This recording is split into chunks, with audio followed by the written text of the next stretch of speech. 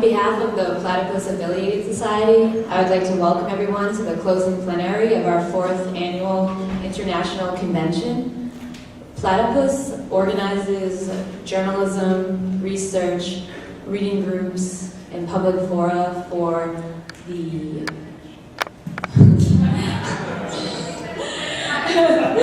I focus on the tasks and problems inherited from the old, the new, and the post-political left for the investigation and possibility of emancipatory politics today. The theme of this weekend, and also the theme of this panel, is what just happened, the 1990s and 2000s, the combined legacies of the recent history of the left for today. The 2 decades of the 1990s and 2000s form a cycle containing certain common as well as differing concerns. The second decade of the 21st century has begun under the mixed legacy of recent history, presenting important problems needing to be worked through moving forward. For Platypus's 2012 International Convention, 2 plenary panels will ask speakers from various perspectives to bring their experience of the left's recent history to bear on today's political possibilities and changes. After the fall of the Berlin Wall in 1989 and the collapse of the Soviet Union soon after, a new political era opened, in which Marxism was discredited and anarchism became predominant on the radical left. The most pressing challenges of the post-Cold War neoliberal globalization came amid the era of prosperity and at the supposed end of history.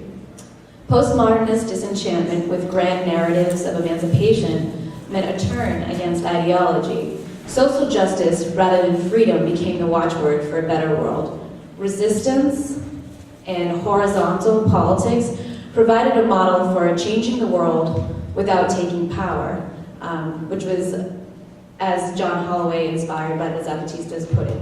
Information technology, the rise of the internet, matched the new cosmopolitanism. The global order of empire, confronted by the multitude, demanded access to the commonwealth.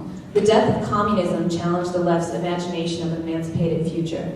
Black bloc protest and communization theory replaced traditional socialism as the 20th century came to an uncertain close. As a result of the September 11th attacks, the war on terror rekindled anti-imperialist protest, even while it seemed to deliver a grave blow to the newly emergent World Social Forum, Alter Globalization movement. Neo-conservatism in the US presented the specter of growing divisions in the global order, to which the world's most vulnerable might fall victim. Religious fundamentalism appeared to surge. Disenchantment with capitalist development accompanied the social imagination of ecological crisis and the economic downturn, the desire for a green economy, and the apparent need for decreased consumption. At the same time, the new intensification of global migration of workers presented challenges for political integration. The US and allied wars in Afghanistan, Iraq, and beyond were met by an anti-war movement and the new generation of radicalization.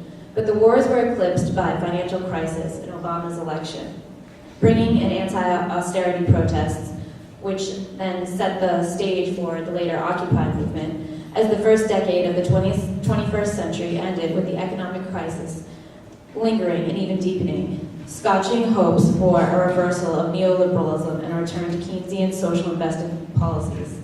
Neoliberalism and neoconservative both stood discredited, but without presenting a clear alternative for the future. The frame that I just read was what our panelists were presented with, as well as a series of questions, and we hope that they will respond to this. On my immediate right, I have Thodoris Velissaris. He is of Platypus. And then there's Nick Kreitman, formerly of the new SDS and also of Platypus. And then I have Daniel Dulce, who is of Crimethinc, and Mike Eli of Kasama. And then at the far end, I have Joshua Moufawad-Paul, a supporter of the RCP Canada. So the way that this is going to work is that they're each going to speak for about 12 to 15 minutes, and then they're going to get 5 minutes to respond to one another, and after that we will take questions from the floor. So. Thank you. I'm very happy to be in this convention and in this panel in particular. I'm a member of Platypus and head of the Thessaloniki, Greece chapter of Platypus. As someone who became politicized in the 90s, I was invited to participate in this panel, and I gladly accepted. Since this panel discusses the combined legacies of the recent history informing our present, I think that these legacies remain in terms of the supposedly authoritarian Marxist versus anti-authoritarian anarchist left. This division is true, but also false. Only recently, the Communist Party in Greece had some physical altercations with the anarchists in front of the Greek parliament. This was an expression of authoritarianism on both sides, despite what the anarchists would say. On another level, both tendencies, or at least some of their elements, share a common perspective on the current crisis, in that both think that adapting the correct set of policies on the national level could improve the conditions of the people. Finally, and I'm just mentioning some examples, both the anarchists and most Marxists have tried to discredit the recent Indignados movement. So while supposed authoritarians and anti-authoritarians appear quite different, they actually share a great deal of assumptions that need to be denaturalized. Now, after this small intro, I would like to bring attention to a couple of issues or themes that characterized the 90s, or were central for the 90s, and I would like to problematize them as important factors that lead to the apogee of the 90s, which was the Seattle protests in 1999. First, there is the concept of neoliberalism. The general idea is that neoliberalism really begins in the 90s after the collapse of the Soviet Union. Soviet Union was and is presented as a counterweight that didn't allow capitalist exploitation to fully flourish as long as it existed. This is not altogether wrong, but it presents capitalist pathologies as the product of bad policies implemented by nefarious political interests. Especially in Greece, neoliberalism supposedly first appeared in the beginning of the 90s with a case of privatizations, attempts at restructuring pension funding, among other reforms. But actually, neoliberalism, from a global perspective, started flourishing in the 80s and was a product of the capitalist crisis of the 70s. From the Greek perspective, neoliberalism was negatively presented in terms of the absolute failure of the deficit budget and debt burden policies of the socialists, which hadn't really improved the conditions of the people in Greece. This helped to create a Manichean attitude towards globalization and an abstract opposition to it, no matter if this opposition was taking regressive characteristics or not. Marxists were opposing abstractly imperialism, and the authoritarians were opposing abstractly globalization. Secondly, there is the issue of the collapse of the Soviet Union. This was perceived by large segments of the left as a victory, but for whom? Today, neo-Tsarism in the former Soviet republics proves that this was a victory for the right, not for the left. Unfortunately, one cannot prove herself right simply from the default of her enemy. And this is the problem with anarchism, this implication of legitimization because its opponent, Marxism or authoritarian socialism, failed. And this is why, as Adorno put it, anarchism is the return of a ghost or as Lenin put it, the price for the sins of opportunism, that is, the failure of Marxism. As the left was becoming helpless, it had to justify its existence by pointing to something other than real social emancipation. So, in the ideology inherited from the 60s, the events of 1989 and 91, by supposedly expressing anti-authoritarian impulses, were considered a victory for the left, no matter the real results in terms of history and society. This issue seemed to prove the anti-authoritarian left right and the Marxist left wrong. So in the 90s, Marxism appeared discredited and largely irrelevant. In Greece, in the beginning of the 90s, after the collapse of USSR, the left split in two directions. One part was the hardline communists, seeking to arm itself in traditional Marxism, Leninism, Stalinism, trying to protect itself from the regression. It wouldn't recognize defeat. On the other hand, the Euro-communists adapted to the new situation with some relief. They assumed that there was only one path of development, via Neoliberalism, but the class struggle would supposedly give the working class more gains through the state. They recognized defeat in a certain sense, but they thought that they could nonetheless make the best of a bad situation. This is why they thought that they could use the new triumphal institutions of neoliberalism for their own purposes. The result, revolutionaries without revolution and reformists without reforms. During this time, the anarchists or anti-authoritarians seemed to be the only valid alternative. Instead of politics of revolution or even reform, resistance became predominant, which led to seeking autonomous anti-capitalist pockets of resistance. Despair had to be rationalized in some way so that people could claim that the struggle continues. So came the Zapatistas as a model, so came the anti-authoritarianism as a politics.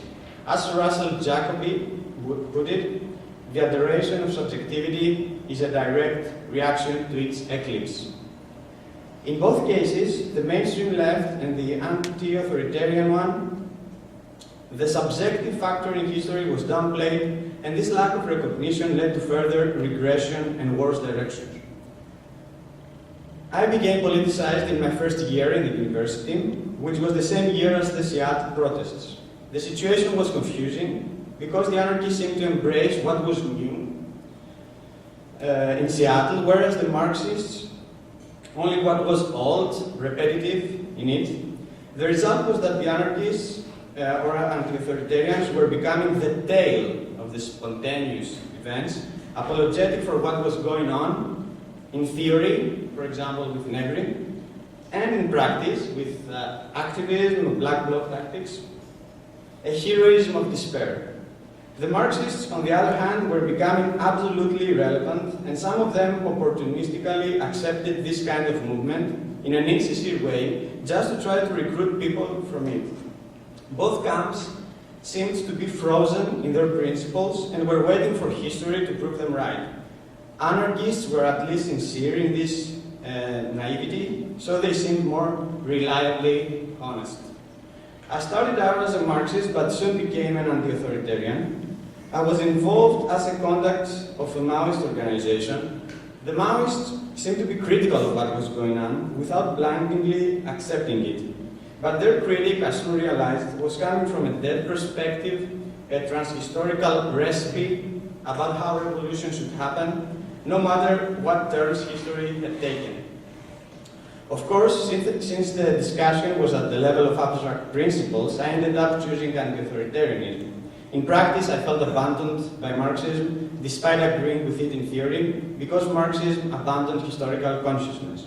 To sum up, Marxists and anarchists shared the perspective of accommodation after 1989, despite their differences, and despite both attempting to continue the struggle. So, even when the hardline Marxists criticized the anarchists for simply resisting and not offering any alternative or a serious politics, what they did was still limited to attempting to resist history just in another costume. After the anti-EU summit in Thessaloniki in 2003, for me and other people, it was clear that anarchism and authoritarianism was also merely resisting clearly without admitting this. Thousands of people were dragged summit hopping around the world to try to prevent something from happening which they never succeeded in accomplishing. Some people thought that we should follow the anti-authoritarian line, but in a more organized manner, pursuing goals aiming for power in a democratic and anti-capitalist sense. These were the cases of the Inclusive Democracy Project or the Communalist Project, but these projects in which I participated remained marginalized, no matter how right they were in their criticism of apolitical anti-authoritarianism, of other forms of anarchism. When the crisis broke in 2007 in the world and in 2009 in Greece, even these projects then found no role to play, as was the case for everyone else, of course. This was despite the fact that the Indignados movement was developing along their own line of thinking, with direct democracy, assemblies, horizontal organizing, etc. It was obvious that something more was needed apart from good ideas.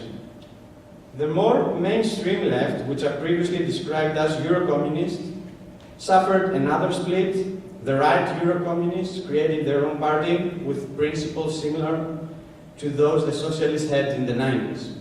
So more failures were to come, and despite some impressively spectacular protests, all the austerity measures have been forced through easily.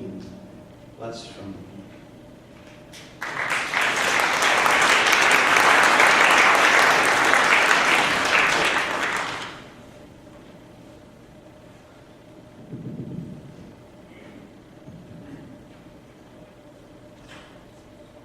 So I guess I would start my remarks probably, I don't know if it would be on the same tone or tenor that Theo might have left off at. My experience was as a 2000s radical activist. I came to Platypus through the new SDS.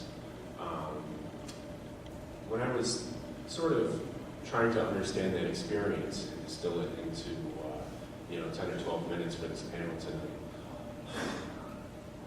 probably, if I could put it in a headline, it would have to deal with identity as resistance.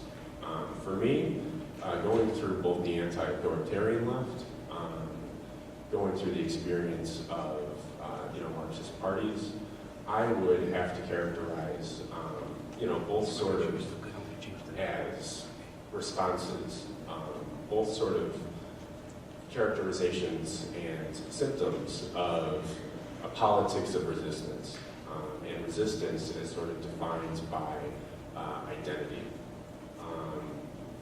If you think of the classic character of the 2000s, that character is probably not going to be, if you look in a history book 50 years from now, that character is probably not going to be a party member, it's probably not going to be a union worker. It might be an activist, though. This is a common character of the left. And it has some, not to draw too simple a generalization of, the left experience through the anti-war movement. The single issue that sort of defined, at least my politicization after 9/11.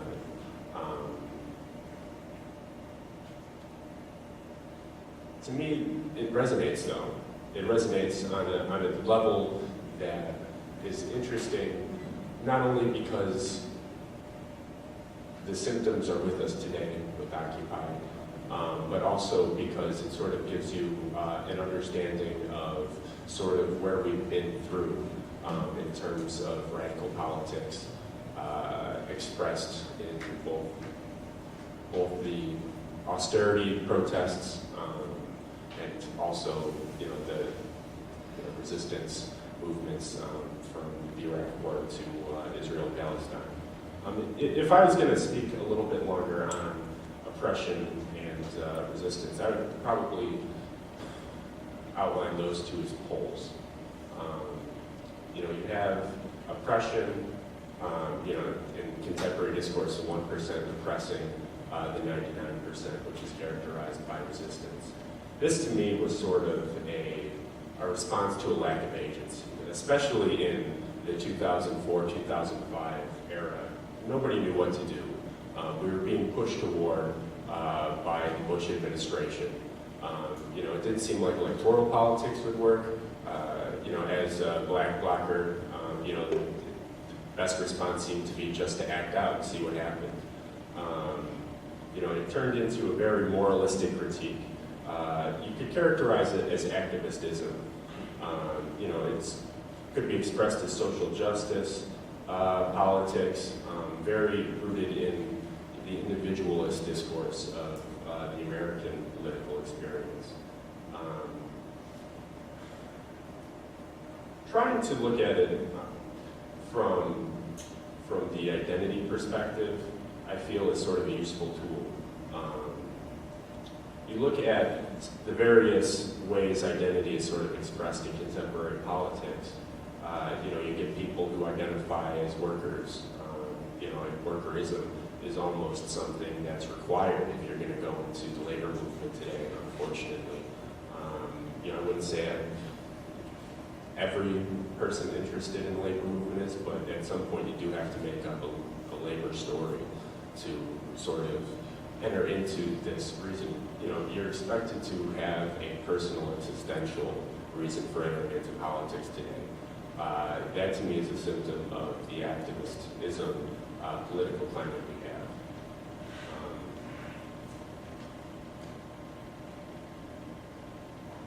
So the paradigm I guess I'm trying to outline is politics and activist organizing as an affirmation of identity.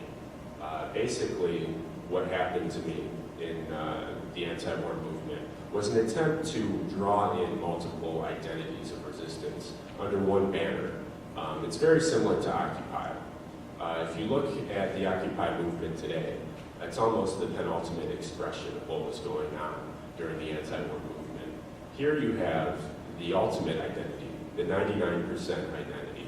Here it's a collection of everyone's personal existential experience expressed as politics.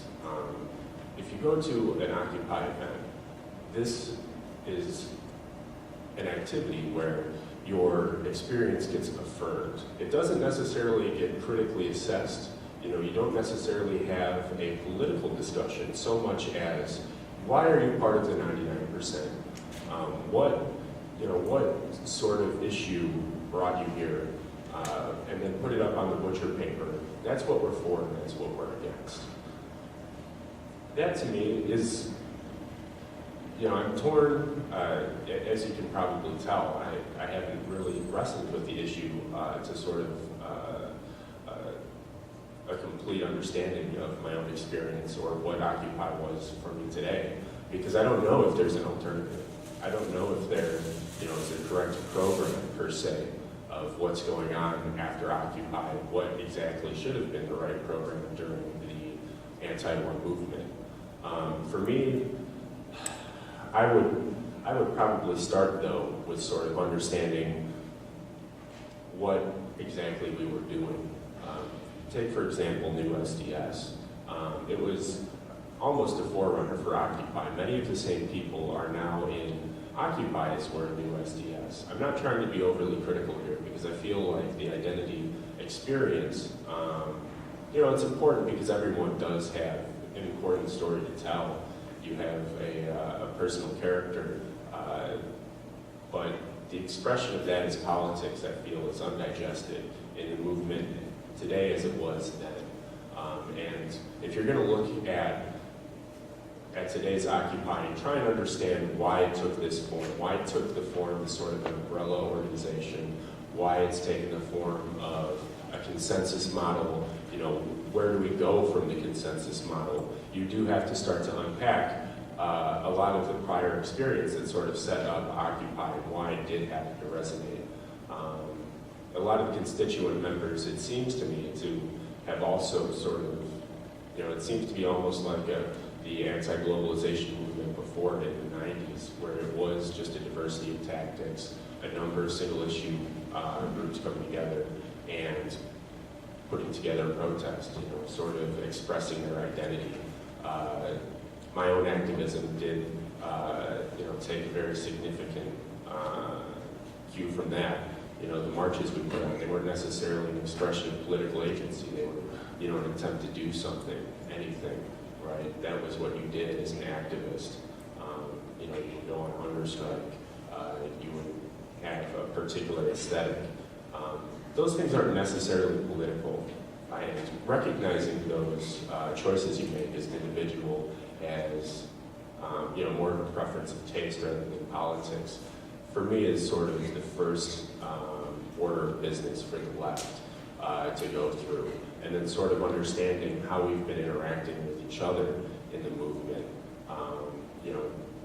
very similar ways, how identity has been expressed in the movement and how we begin to grapple with our own lack of agency today, much like, I don't really feel too much has changed in terms of understanding how we change policy, or how we mobilize people, or how we politicize the unpoliticized.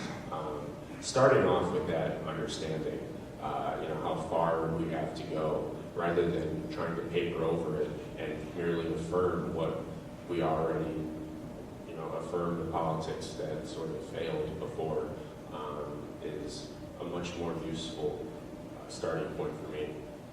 So that would probably be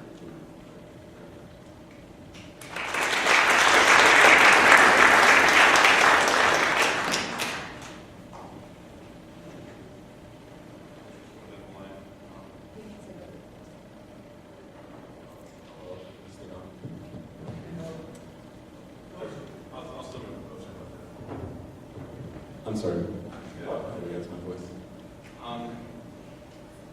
This is my third presentation today, and I've been up since like 6 o'clock yesterday, and I slept like last night, so I'm exhausted.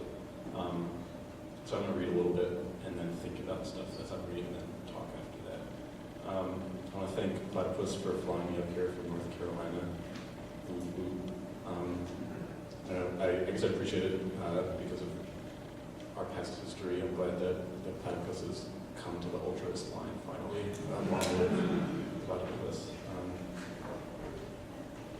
It was fun. Along with Ultra Platypus. As workers, we're excluded from unions, from collective agreements of any kind. When we manage to find employment at all, it's meaningless labor that corresponds to our own superfluousness in the economy. We are raised by a generation so thoroughly defeated that it feared to pass on its history. We're the inheritors of every unpaid bill, every failed struggle, the products of an insanely selfish individualism and advanced capitalism in North America. I don't know, I'm like a food service worker, so that resonated with me a little bit. And then, as far as my activism goes, kind of resonated with this piece a little bit. The new struggles increasingly take place outside of legitimate and traditional venues. When the factory was the contested site, the workers' movement was the most vibrant and the most decisive space of contestation. During the shift from factory-centered economy to an economy integrating social life, we saw the emergence of social movements contesting social spaces. Now that social life has been fully subsumed within capitalism, the mutant offspring of the proletariat and counterculture is appearing outside the legitimate parameters of dealing movements. This explains the spread of antisocial violence, economic play, self-destructive revolt, tyranny. We accept our conditions and get organized accordingly. Compared to the fatal and fatalistic strategy employed by school shooters, terrorists, isolated individuals, artists insane, the Black Bloc, rioting, and flash mobs are collective and vital forms of struggle. The left is obsolete, rightfully so, and it's still rightfully so as it still clings to this collapsing society at war with its population. Society is decomposing and nothing will or should bring back the good old days, the days of slavery, hyper-exploitation, apartheid, homophobic violence, Jim Crow. We wager that organizing our antagonisms collectively and attacking this society where we are positioned without any mediating force is our best chance for a life worth living. I don't know, it was exciting to me to hear about other people accepting where they're at and folks that aren't getting into universities anymore. Like we're not left out of the struggle. I feel often that the organizing that goes on is like hyper-organized intellectual current that goes on, which is totally cool, and it makes a lot of sense for art students to join, intellectual groups, but it makes a lot of sense for folks that are excluded from the economy to join lumped groups, and that's how it works. I wrote a bunch of stuff. I'm the token anarchist on the panel, I guess, tonight, and I'm also not representing most anarchists or what people are familiar with, so it's kind of difficult. The talk about Seattle being spontaneous is largely I don't know that people believe that anymore, at least not among my current folks. The 90s for anarchists, post-Berlin Wall was Earth First, anti-racist action, food not bombs, a lot of weird single-issue charity projects and local issue campaigns, the development of the Earth Liberation Front, Free Marie Mason. A lot of these localized, weird activist struggles that were the product of disparate anarchists and punks, sharing scenes and stuff. And it coalesced in Seattle because there was a unique thing going on somehow where people were traveling among cities and sharing knowledge with one another and hanging out, going to shows and trading all these ideas and information.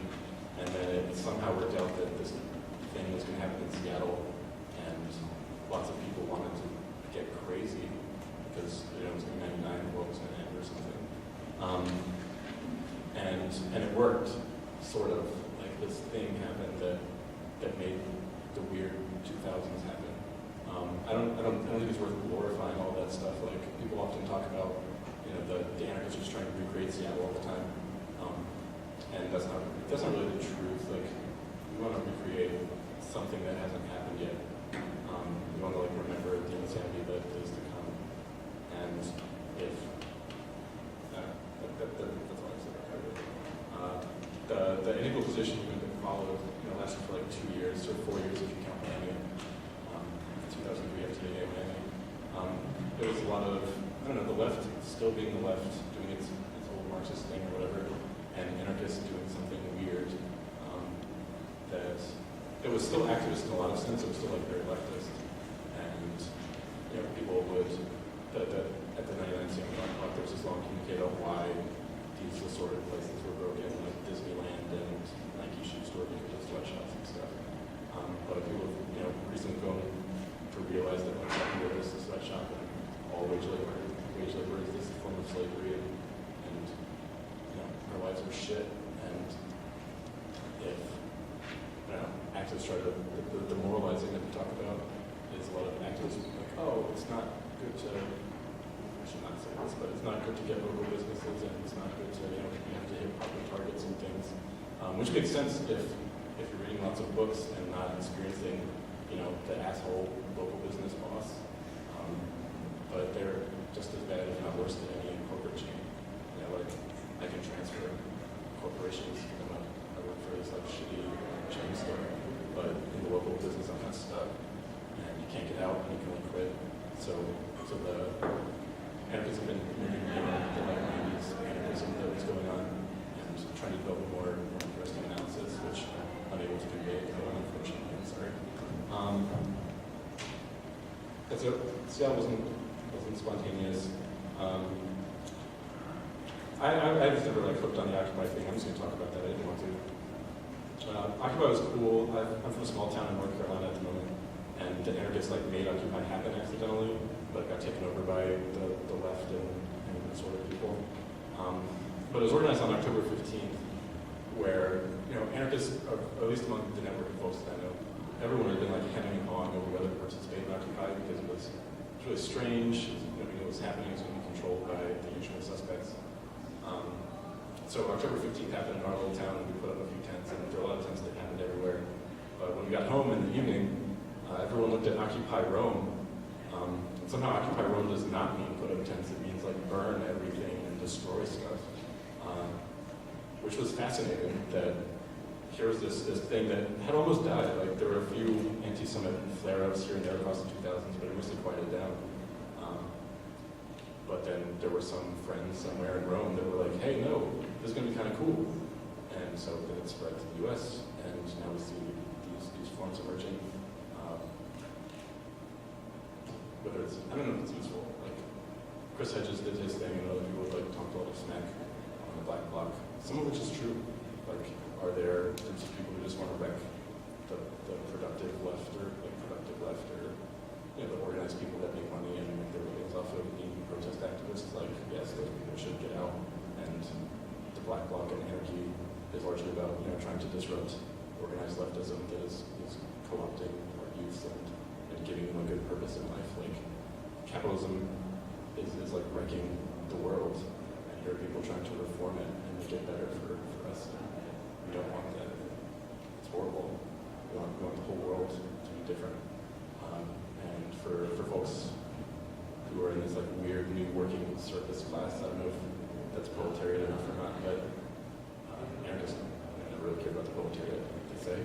So we're just going to do what we're going to do as long as it needs to survive and make life more interesting. And it's not being offered by the left. And if you think that the left is offering you something interesting, then go for it. But there are other things than organized leftism.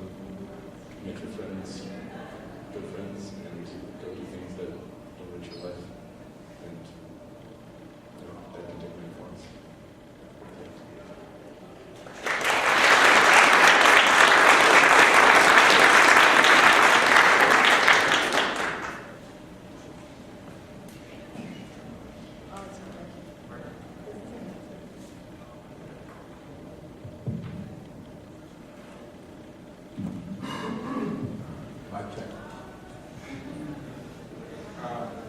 First, I'd like to thank Platypus for organizing these series of discussions over time, making it possible to just talk to each other.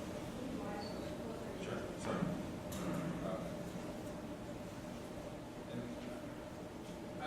Let's start here. Trayvon Martin was stalked down the streets of the community and just shot dead in the chest. I'm sure all of you understand. Immediately, the mechanisms of his small town went into motion to excuse and justify and protect him. The crazed wannabe racist, night watchman, community watchman type, who shot him. His father was a retired judge, got on the phone, and the chief of police was there as soon as, while Trayvon's body was still cooling on the street, and the protection at this time went into full motion. And then, as I'm sure everybody knows, a larger process goes into motion, kicks in. It's like 1,000 young black people dying dead on the street. The whole experience of this country, and the media got into the motion, and Fox News, and Drudge Report. I don't know if you all followed it, but suddenly the Trayvon gets murdered again, and it's all justified, or just to take it. Let's start here, for example. I think it's shocking for a lot of young women in this society that the Republican Party starts to debate whether birth control should be legal. I remember personally the first time I had a serious relationship, we lived in a state where unmarried people couldn't buy birth control. It's inconceivable to people what a doctor threatened to turn us in, for being responsible. And the discussion is that this is not a health care matter, but that the availability of birth control justifies immoral lifestyles. And the discussion of Rush Limbaugh calling that young woman in Georgetown a slut.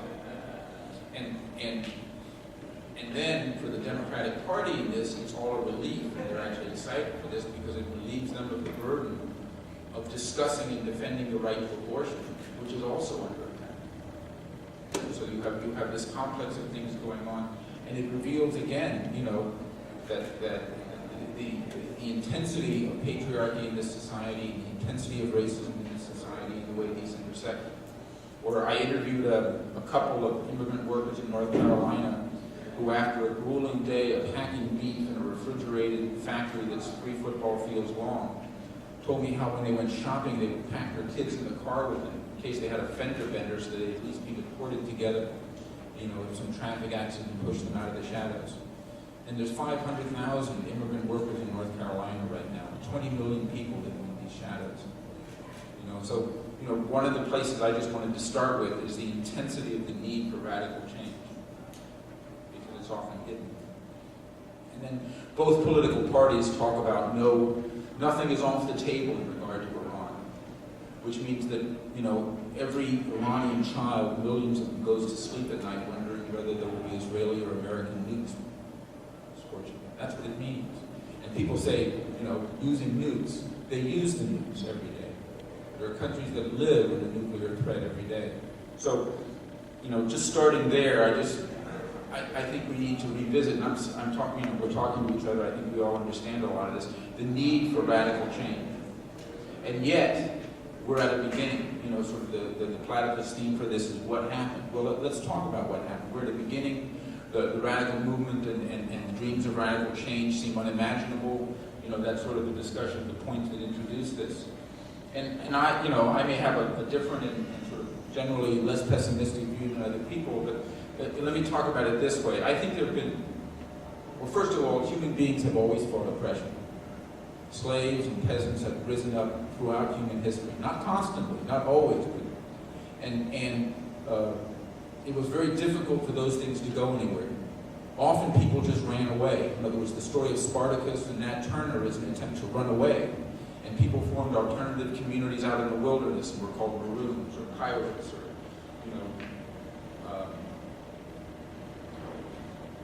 and then in our modern time, it becomes possible for the first time to imagine remaking society, in the image of the. And I think there have been three waves in modern times.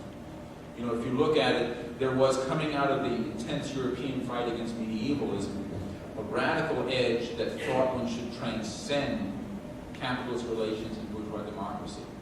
And it sort of was embodied in the European working class movement of the late 1900s, which became socialism and gave us communism as an organized body of thought.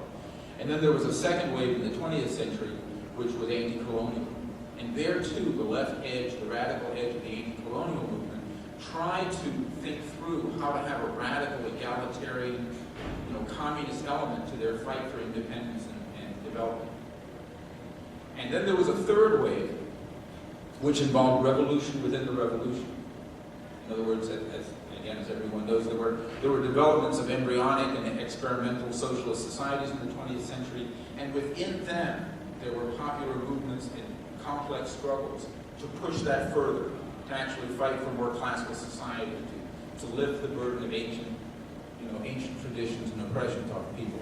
And my personal opinion is that the great proletarian cultural revolution in China was a really rare and unprecedented event where, for the first time in human history, the debate and activity of millions of people was actually around communism, actually around classical society, around the emancipation of women in a way that had never been a mass question before.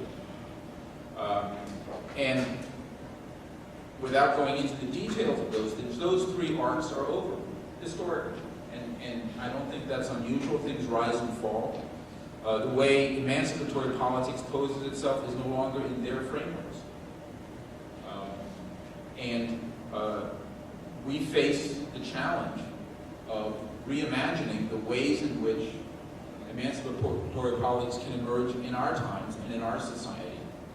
And there's a couple things to say about that. The reactionaries crow that communism is over and alternative societies can't be thought, and so on and so forth. Okay, cool.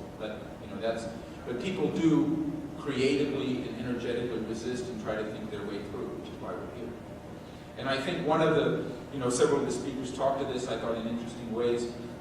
One of the results of the end of these arcs and the difficulty we have in thinking through a new one is routinized activism, which is understandable and admirable, but really very routinized in a rut and is its own sort of identity, ironically, in other words, and fairly disconnected with life and politics and actually an idea of radical change.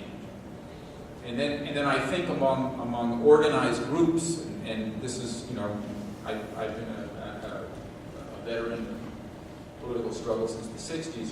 I think part of what happened is that people tried to make it through from one upsurge to the next, and there's an encapsulation that happens, a codification and an encapsulation, where radical currents try to survive difficult periods, and then they themselves are transformed by it. I think there's a point where Marx says there are periods in human history when all that's possible are sex, sort of keeping the flame alive, and then ironically you get to something new and set is ossified and unable to actually breathe the air, sort of become a coconut, sort of encapsulated and hardened and unable to spring new seed. So I think that's part of the experience that we've all seen and that we face.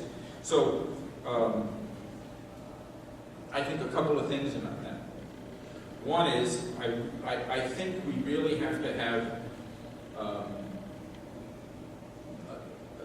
very concerted effort to have creative and dynamic interchange, research, creative thinking, theoretical work, and discussion that fearlessly examines what are supposed to be settled questions of the past. I think we should unsettle things. And I think we should do that with the perspective that I started with, that extremely radical social change is needed, and that human beings need to fight their way toward a highly egalitarian society where mutual flourishing on a world scale. That we've gotten there. You know, I've spent the last year studying the American Civil War for various reasons. Politics are complex and real, and it's just useful for me to think about non-stereotypical models of how is real life. And one of the things that happens in the American Civil War is that the North starts out as a union of states. And by the end of the war, Lincoln is talking about a nation so conceived. So, you know, from a disconnected bunch of states, the nation state emerges, modern nation state emerges, including in the minds of men. You know what I'm saying? The minds of men and women. And I think we're living in a period where that nation state that emerged in the 19th and 20th century is itself being eroded, and the possibility exists of many, many more people on a world scale thinking of humanity and the world as the unit of operation, in a way that the internationalism of previous communist movements anticipated, but actually haven't. You know, we thought of our movement as internationalist, and then revolution broke up as national liberation, Ireland, Vietnam. So there's a contradiction, there's an irony in what happened in the 20th century. But I think, you know, one of the dynamic changes that's happened is this intense globalization of the productive circuits of modern capitalism, which mean that, and then the second thing which is mentioned in this thing, I think the information revolution, just the fact that when I first started investigating the internet, half of humanity had never made a phone call. The major revolution of our time was not just the availability of every bit of information on the internet, which is, if you think about it, remarkable in ways that people don't stop and think about, but also that in every tiny village of the world there's now cell phone communication, so that when, you know, some girl gets snatched off into the sex trade of Mumbai, her family in Nepal can actually hear about her experiences or be in touch with her. You understand what I'm saying? These things were not true before. The connectivity of the world is profoundly different, and the ability of people to exchange experiences and information is unprecedented.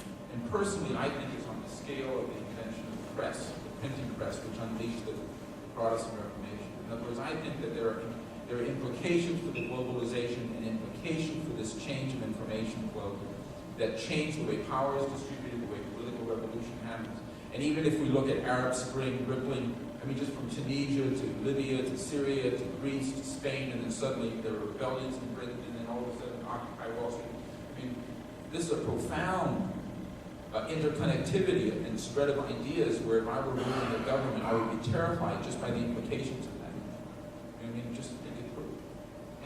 And we're lagging way behind in knowing how to exploit and think about that. I mean, you know, that's something. And I think, let me just end on 3 points. One is, I think we live in America, which is, you know, brain dead on so many levels. It's a land of amnesia. There's an eternal present. People have no idea of the past, no idea of the future. You know, that's America for you. And it's intensely anti-intellectual. You know, the land of do it. You know, which if you spent your time conquering the world and massacring Indians, you know, deep thought was not that necessary. You just had brute force. And you have a culture that emerges from that. But we need a theoretical project. We need a theoretical reconception on many, many levels. There's no political economy of modern capitalism that's functioning. Thinking through the strategic implications of our moment have not been done, and you know, I don't want to be uncharitable, most people I know have never thought about how to think about strategy. We need to reconceive how revolutionaries are organized. There are profound questions about how do you organize, and you know, how do you destroy the Marines? You know what I mean? How do you go up against this government in a way that they can't wipe you out, and yet, you know, you don't turn into an organization that has no dynamic life? And I also think that there are, you know, serious questions from the experience of socialism we need to sum up about, you know, what Badiou calls the party state. You know, how do we conceive of a transition period to a radically different society that doesn't intends to require, some sections of the people permanently keeping the gun in the face of other sections, or that has to suppress the political life that made itself possible. How do we have a dynamic, socialist culture after a revolution that doesn't extinguish itself in an attempt to preserve itself? I think it's a complex of questions that doesn't answer itself on the level of principle alone. And then I think, an underappreciated part of things is philosophy itself. I think an important part of a theoretical project is philosophy. And there's more to say about that. But I think we need to fight for theory, and I think we need to, even start to engage with each other about what that means. And I meet a lot of people for whom theory is academic theory, and that's not what I'm talking about at all. And it's going around this conference, I can see that conversation fairly aligned. Theory that emancipates people and that can grip people broadly, which also means learning how to speak.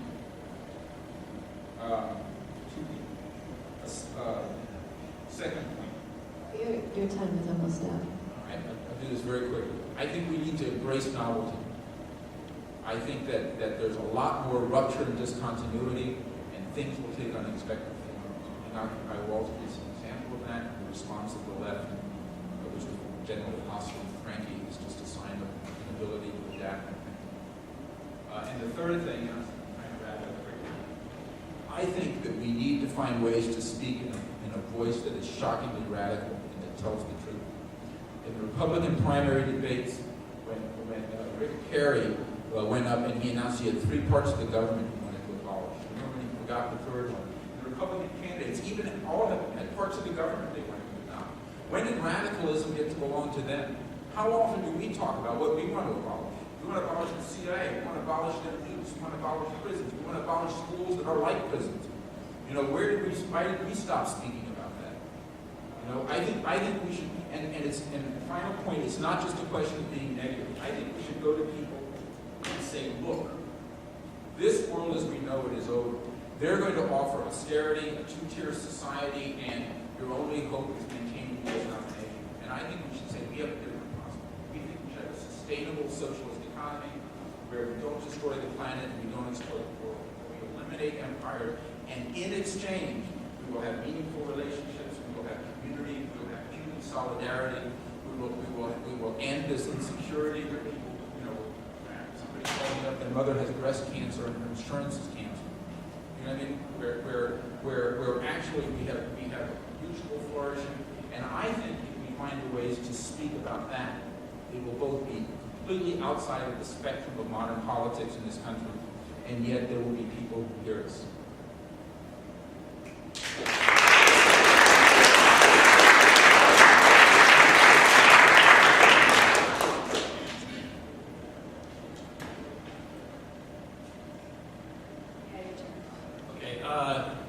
Thanks to Platypus for having me here from Canada, I guess, because there's a token anarchist, I'm a token Canadian. And a lot of what's been said on here has to do with U.S. politics, and what I'm saying is touching on that as well. But when I talk about specific examples of organizing things, I'm talking about a Canadian context, which might be different, but I'll try to explain that here and there, and the differences if there are any.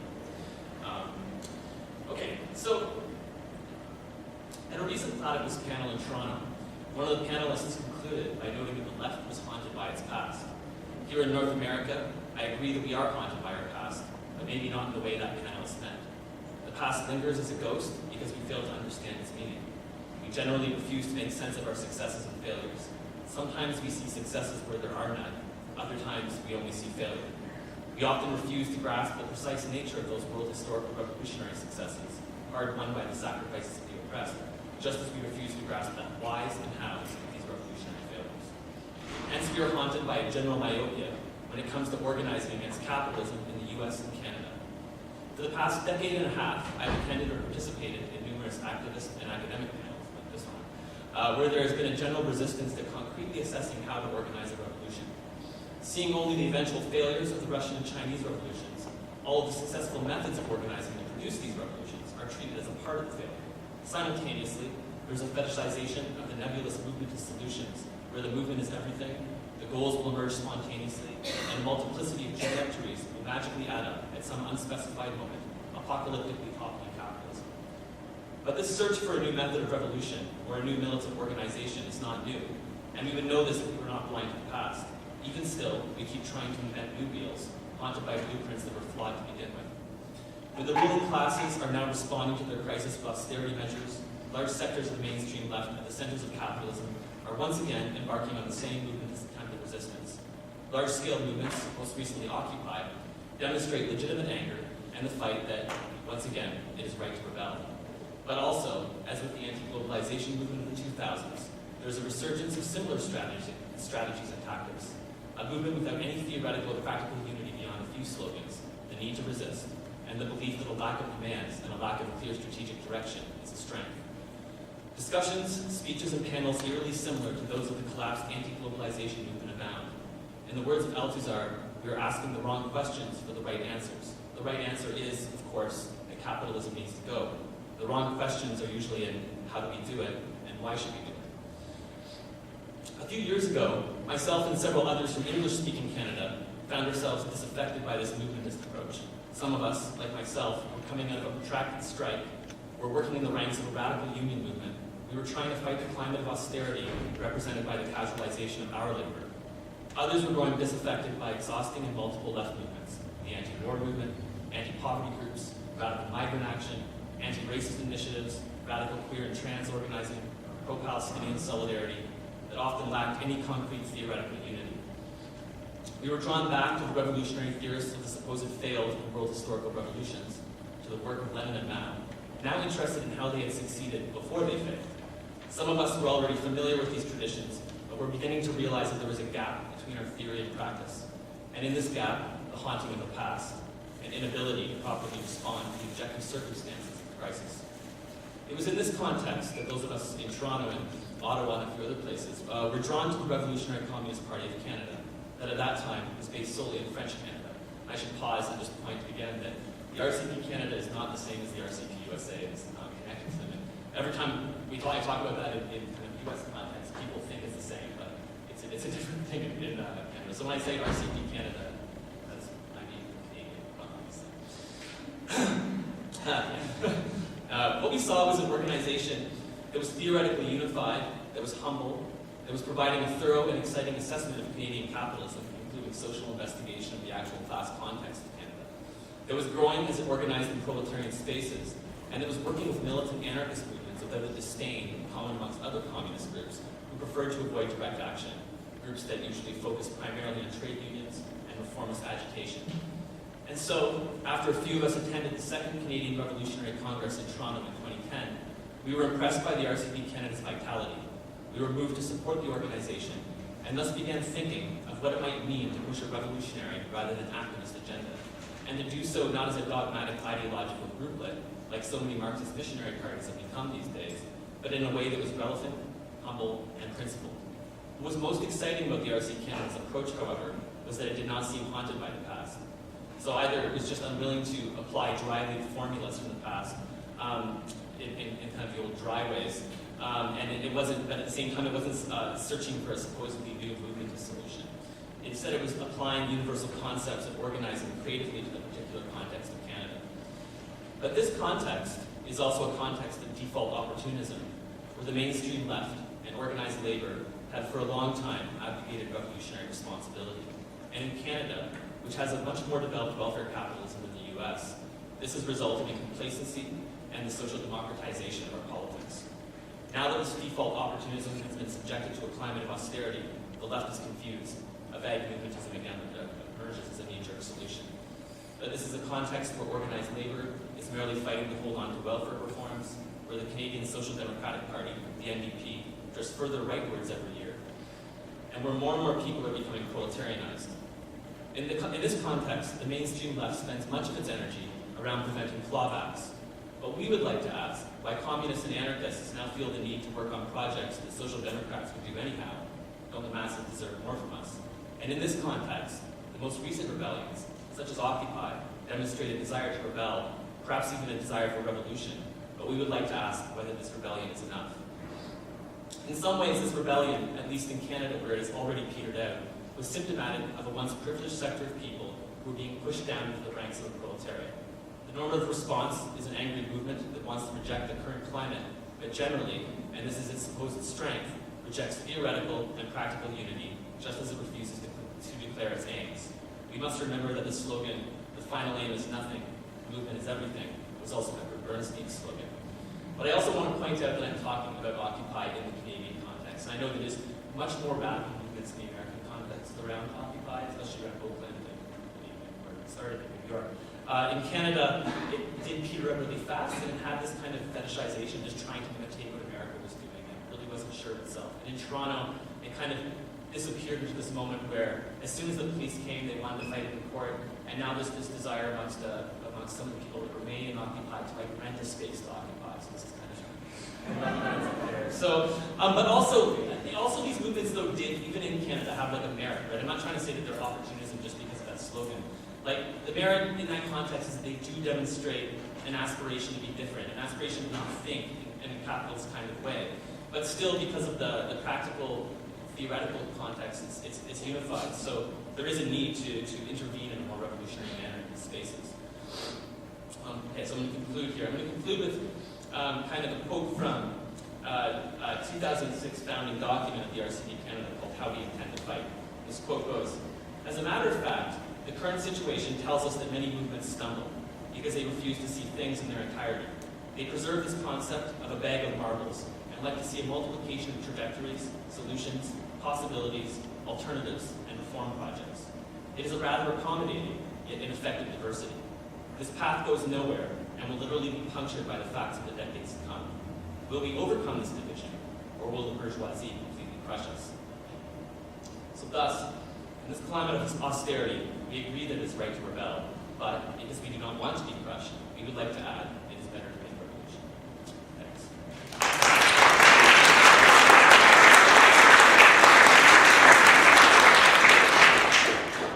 Now, in the same order as before, each panelist is going to respond to the other panelists for about 5 minutes. So starting with you, Sarah.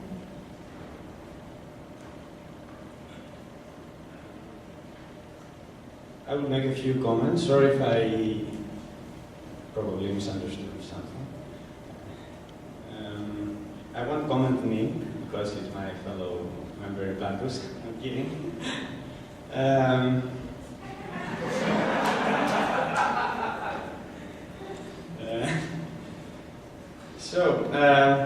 I would like to highlight some other symptoms of the 90s that maybe I have traced in what I've heard.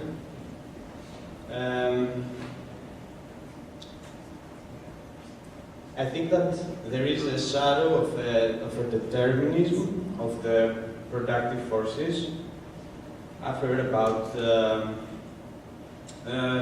the disappearance of the factory, the other forms of production that, for example, have made the traditional proletariat movements obsolete. This is something similar with the 60s, which again show this,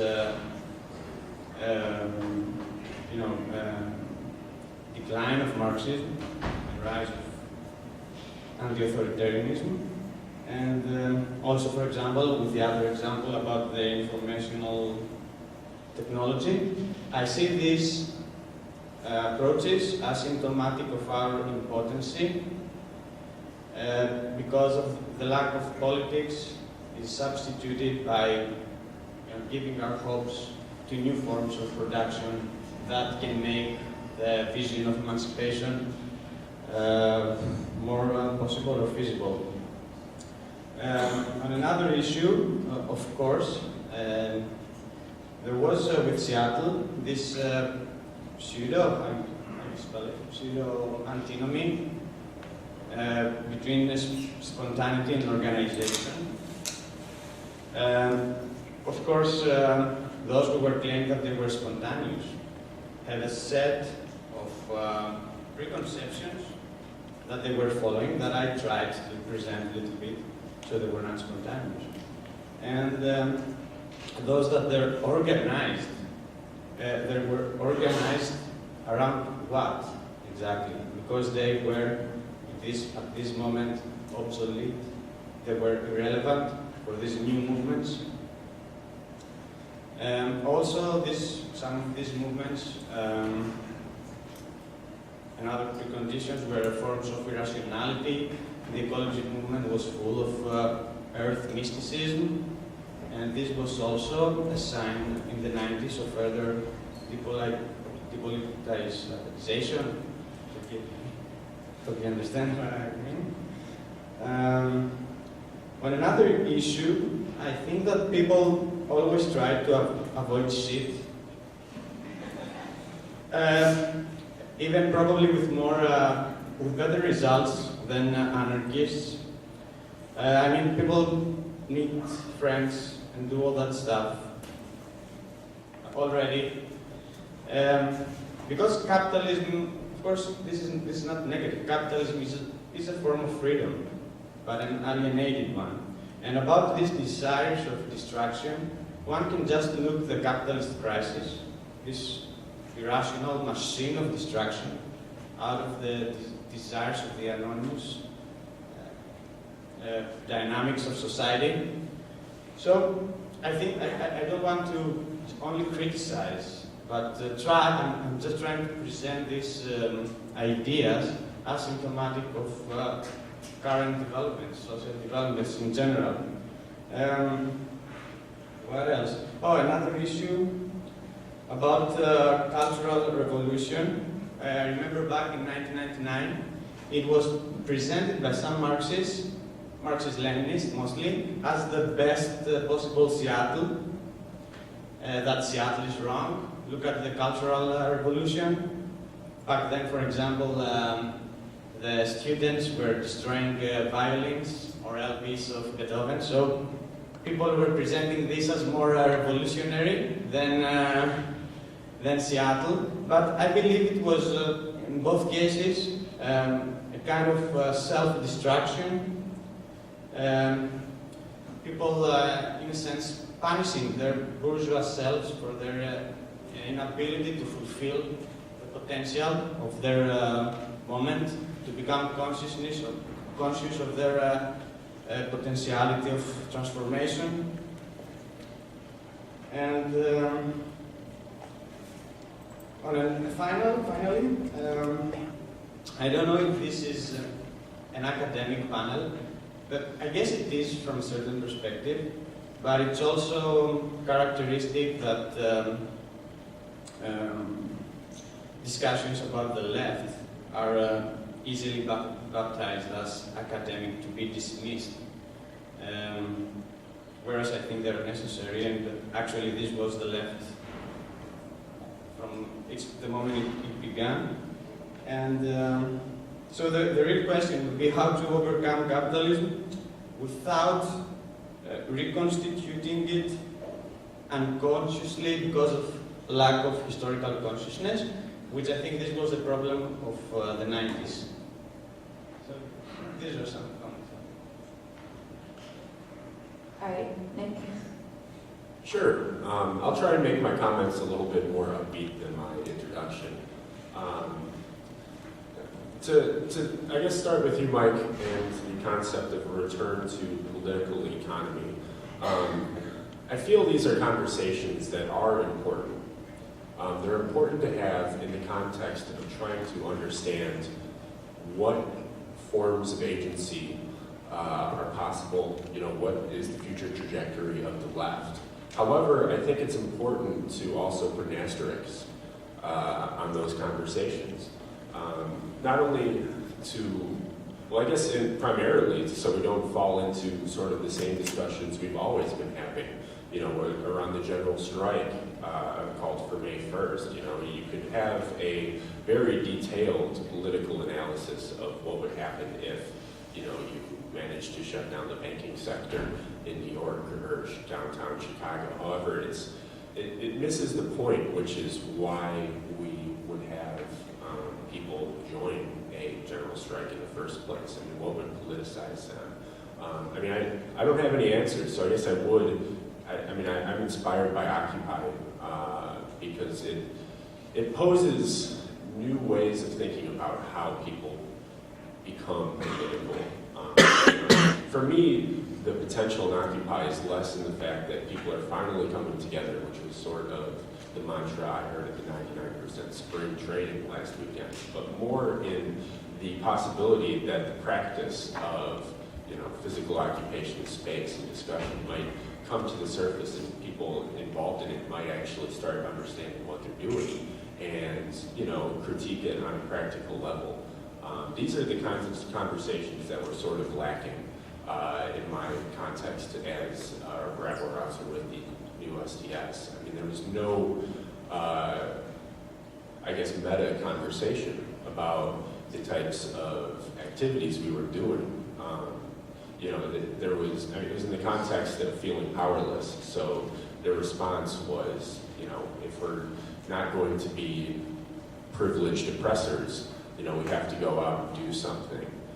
The identity part of the, sort of politics always compelled you to do something, not really understanding necessarily what it would be. Having the potential to step back and have a conversation, acknowledging where you're coming from without, necessarily, of course, things like Trayvon Martin, really get your blood pressure going. You want to go out and do something, right? And it's justified. Obviously, there are things we could do to support getting justice and changing the system fundamentally, using that as sort of an access point. But also, it's not sort of instrumentalizing yourself to ideas, to feelings, to passions necessarily. That's sort of what put me on autopilot for so many years. Because there really isn't, until we understand how little agency there is in today's society, both at an individual and also, at a collective, party level. I'm not sure discussions about concrete political programs are necessarily going to resonate. That's not, for me, political education, it's both the understanding of society, it's a critique of capitalism, but it's also understanding, how people feel empowered, what kinds of activities sort of would lead to an ability to actually create agency. And unfortunately, it seems like a lot of the politics discussions might jump the gun on that a little bit. My background was in worker ownership. That's kind of a hot button topic with Occupy now. And practical experience, right? My studies looked at particularly the United Steelworkers experience taking over abandoned plants. It was very similar to worker ownership experiments across the globe, in Argentina in particular, where workers would sort of take over a factory in the context of crisis. And the problem is in the total capitalist system, you start big capital, just having, trying to change human relationships isn't necessarily going to be effective, so is a programmatic demand for worker ownership really going to be the thing you should argue about in your meetings for 3 hours? Well, maybe not. So for me, it is more just taking, obviously the politics, the stakes couldn't be higher. I don't mean to sort of dismiss, the very legitimate points about what's happening globally, what's happening to us, from any number of threats. But the way to, for me to sort of start the discussion is where we are. And perhaps that's a little bit pessimistic, but the experience of the 2000s where, how easily it could just become, reduced to a moral or ethical decision, whether or not that's the non-violent kind or the window smashing kind, is at least a warning sign for the future. Go ahead. my first general response to the panel is, damn, there's a lot of dudes up here. My second response is to the panelist A about Greece and the Communist Party blocking the parliament. I don't know, my understanding of that is that the anarchists were going to authoritarianly attack the parliament building and shut it down and prevent the vote from happening, and the Communist Party stood in front of them and said no and snitched them out to the police. I don't know if I'm wrong, but that's what I heard. To panelist B about the political education, I kind of agree. I'm going to read again for a second. The Black Bloc is the site for a new sentimental education of political reordering of our sentiments. We learn new sensations of love, friendship, and death through the matrix of collective confrontation. In the obscurity of the black mask I am most present in the world, this unfamiliar way of being compels and focuses my intensity and desires to be present in my body and my environment. Via the Black Bloc, we open new space to play with power. We radically reverse its operation on our bodies, casting off the assumption that our bodies need to be protected, that we should give them over to the care of the state. We collectively are being described as sources of power.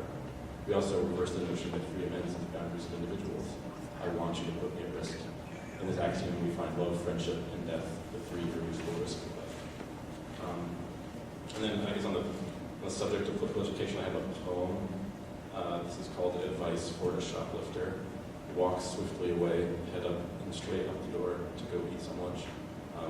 I don't know, political books are so expensive, and the only way I can read critical theories if there was, students at the cash register, at the university bookstores, and you flip through the pages to make sure there's not magnets, and then you stack them up and just walk right out the door. It's pretty cool. And then the last one, this is just about working. I wrote this poem after work. It's called Labor. Drained and empty, alone in bed, I cannot now translate the thought of you from my brain to my fingers. Were you closer, the task would be so simple. The end.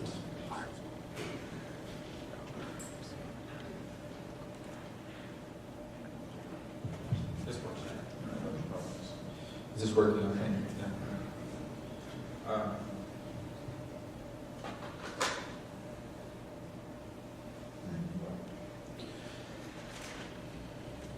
I think one of the issues that's brought up from a number of sides in our panel tonight leads me to try to talk about how do people radicalize.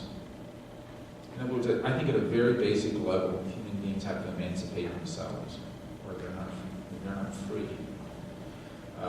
And that gives you the very difficult problem if you want to be a political agent, but you have to deal with weird people the way the society goes forward.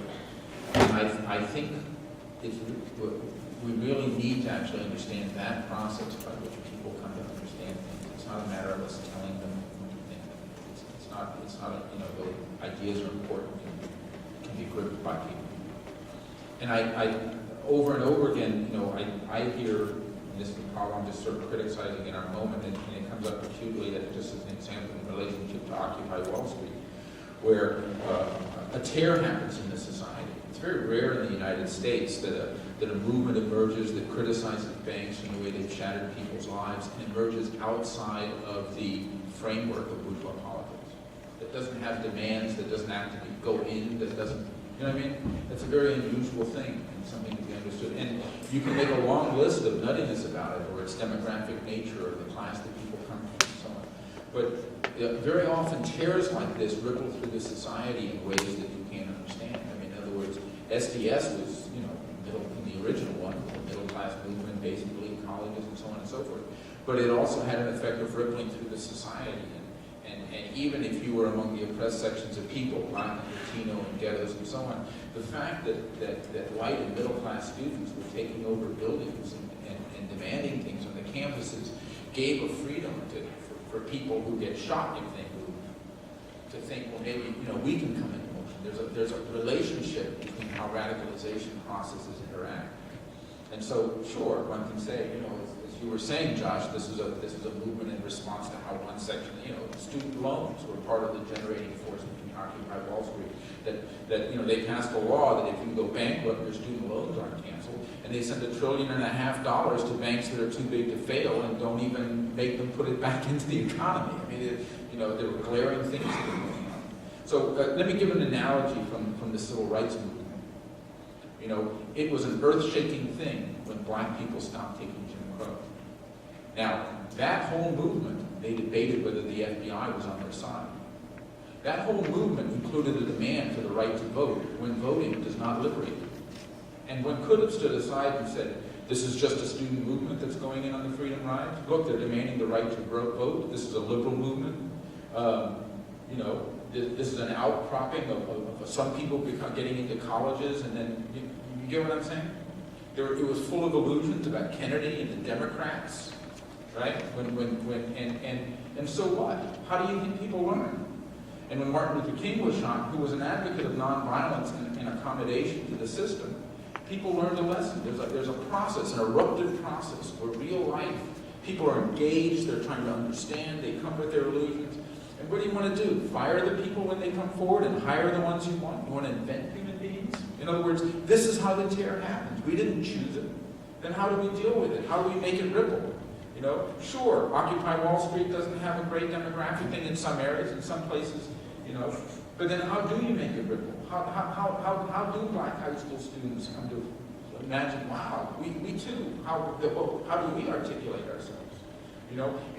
And there's a critique process where people simply take the ideas on an ideological level that are coming out and say, well, these are illusory. Oh, these are not complete. This is not how we do. This is not Marxist. What the fuck do you expect?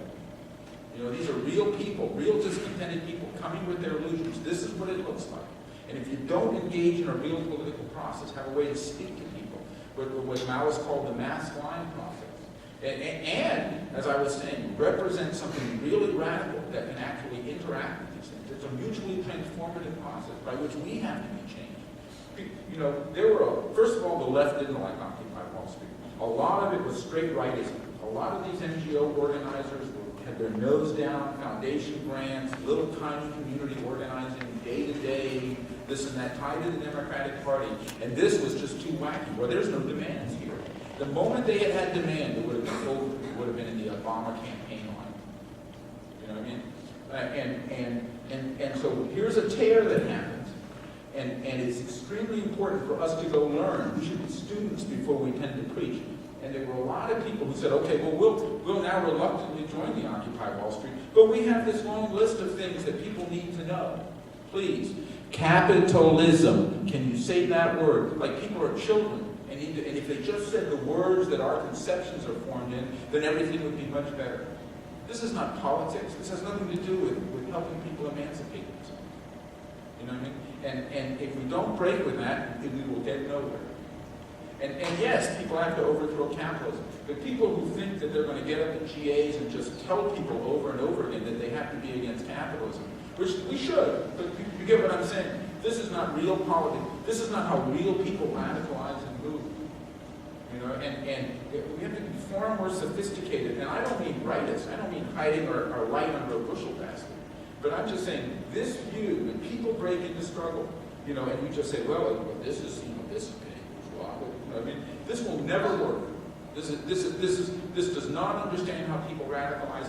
We don't get to choose how people break into struggle. We don't get to choose the quote illusions they come with. And what about the illusions that we come with? You know what I mean? So I just think we need to step back and think of this. And tears will come. That's my point on novelty. Things will come in ways we don't expect. Let me just tell a story. Sorry. All right, fine. We'll get to it. Okay, so a number of things that struck me. First of all, I want to say I like Mike's beginning summation of this, and I was going to talk about that earlier, but how he kind of sums what's kind of the situation is right now, the nightmare situation we face.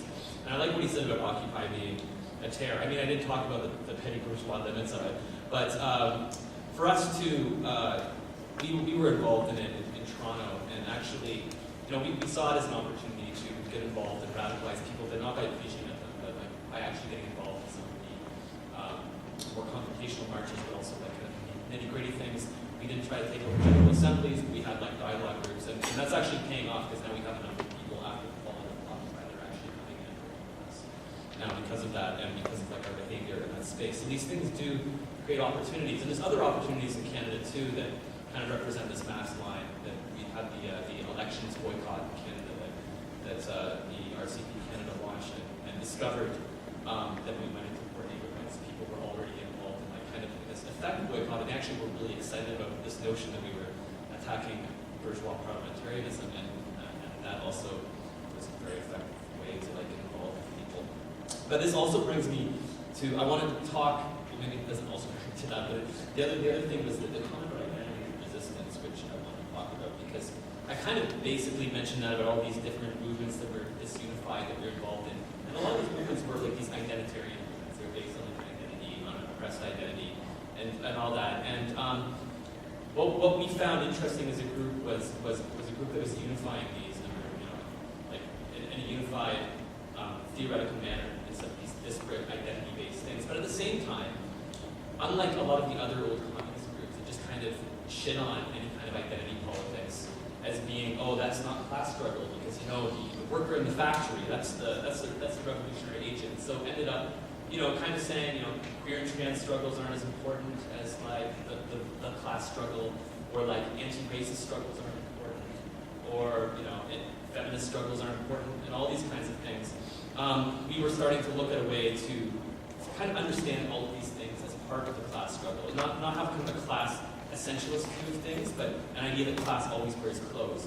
And it's true, a lot of the old kind of traditional Marxist groups would be, oh yeah, it's not about identity, but usually the person they would be talking about in terms of class would be, the white worker, the white male worker. They have it in their minds. They were also playing the same kind of game and how they address the class.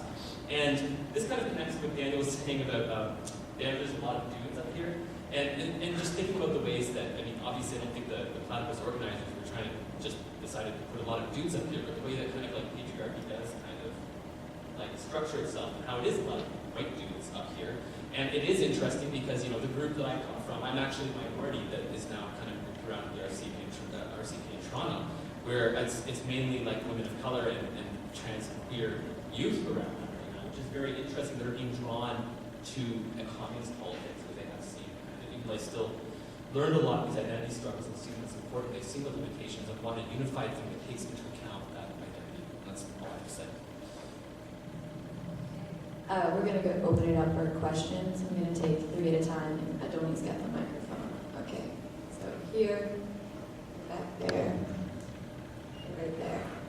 Hi. First of all, I wanted to just thank everybody for being here. And I hate to even mention it, but just because it was brought up enough twice about the dudes here. I just want to say that nobody wants to see how the sausage fest is made. We invited a lot of other people who aren't here today. So just to point that out. But that's not really my question. My question actually stems from something that Mike said about the illusions that we carry in. And I kind of wanted to kind of ask, the panelists, like, well, what are those illusions?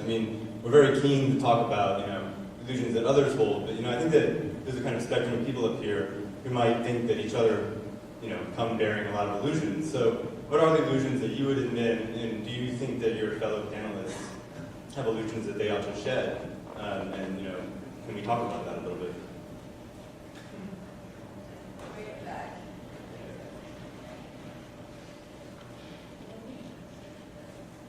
Hi, I'm Ed Remus of Platypus. I guess I was struck by a rather, a very simple coincidence that both Platypus and the RCP Canada were founded in 2006. And maybe this is a sort of simplistic question to ask, but I'm just wondering, given that you were both sort of founded in that year at that moment, how do each of you view the other project as a kind of response? Do you view it as Platypus, the project of sort of self-clarification on the left, RCP Canada putting something much more positive forth? How do you assess how do each of you assess the necessity, efficacy, perhaps efficiency of the other group's strategy as it played out in the 2000s?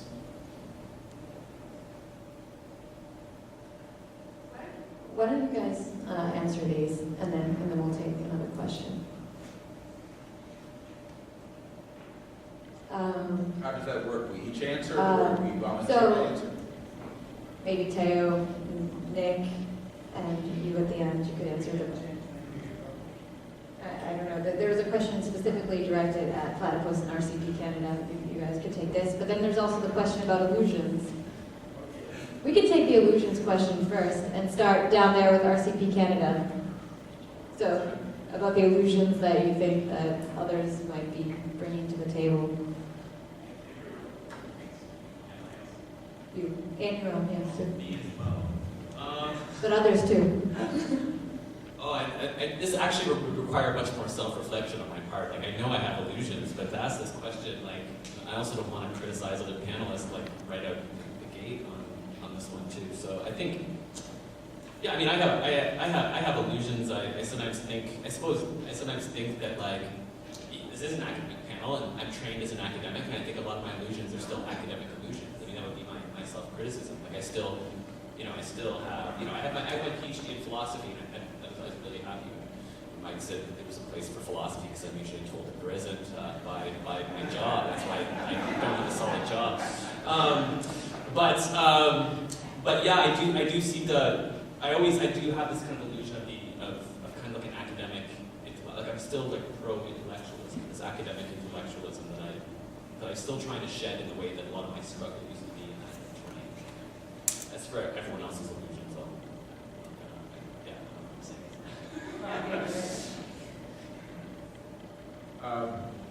that's a big topic. I'll stick to myself. As some people know, I was for 35 years part of the New Communist Movement project, and we tried to do something.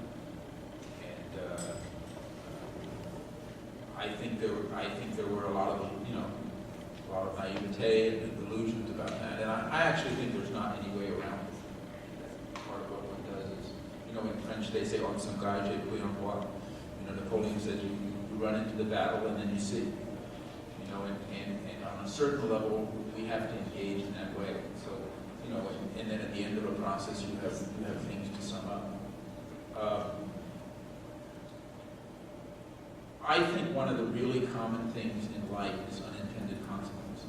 And one of the reasons that Marxism tries to have a scientific methodology, there's many reasons, but it's very hard to have the intended consequences, including in politics. You set out to do something. How do you know that it's what, how is it connected to what we were doing? And then, we were talking about, you try to initiate something and then you're faced with choices based on what you did, and the choices often lead away from where you wanted to go. So I think that there's a lot of that in politics. And the trick really is to stay on a road that leads to the emancipation of people, and you really have to assess that at each point. And, you shed all kinds of things along the way. It's not a simple thing. I do think that one of the particular things that I've been trying to grapple with is breaking with models and preconceived notions and casual universalizations of Marxist theory. I think that where revolutionaries have been successful, they did very specific analysis of complex societies. These societies are unique. Somebody said, what type of country is India? Well, who says India has a type? There's never been anything like India. Where Bill Martin comes back from Shanghai, he said, you have no idea what this place looks like now. It's not a type of country. These are places that are unique with dynamics nobody's seen. And there's in political movement I come out of sort of a discussion of what type of country. Well, that presumes a lot. And then there's one model for doing it in this type of country and one model. And of course, nobody has succeeded to apply those models successfully in 40 years. So, is it the October Road or is it this road? You know what I'm saying? But I think we need very concrete and creative things. And the personal thing I struggle very hard to is breaking with this assumption of models where things will repeat themselves, where you can universally lift one thing from one context to another. I'm sorry, I didn't realize I was going to go down. I think I suffer from the illusion that my politics won't get me to my 50s, safe or alive. I'm under the illusion that the people around me are on the same page as I am, the people that are most intimate to me, that when we have conversations, we're saying and meaning the same thing, and that I'm on the right path at all, that when I wake up and go to work and is useful and that it's getting me anywhere. And apparently I've been under the illusion that Wittgenstein can be used radically. I still hold to that, but it's been challenged. I don't know, language philosophy, that it might be interesting or useful. And under the illusion that I'm a good lover, there are multiple people that will attest to that. Or an illusion. So. Nick? Or Theo, Rona? Yeah, I think I might have to take a swing wherever you're at before I start with the that's the illusions. It's not my line about the illusion of lovers.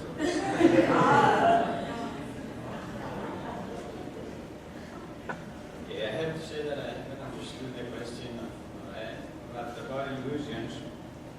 I think that the most important one, this may sound a bit philosophical, that clarity to oneself is enough, is adequate.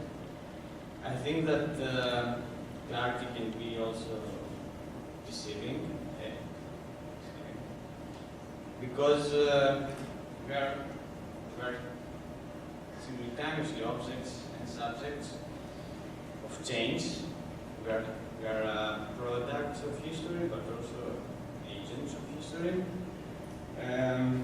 And the problem with our present is that without without symptoms of conscious, active, subjective intersection with reality, we may all be wrong. So I think this is one illusion that probably we all can share. Okay, do you want to address this question, or should we move on to Ed's question about 2006 and its significance?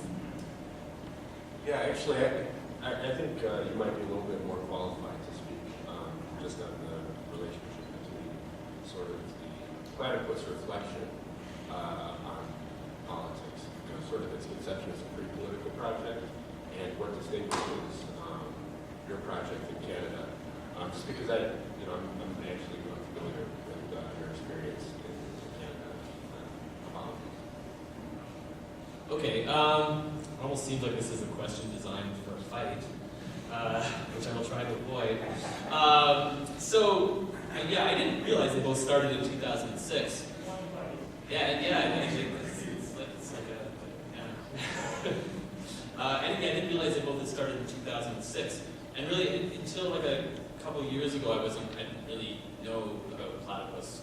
I had friends that told me about them, and then suddenly they were asking people I knew to be on panels, and so that's kind of how I said, oh, maybe I should read about them. So I don't have that long background. I mean, so how do we view the efficacy of Platypus?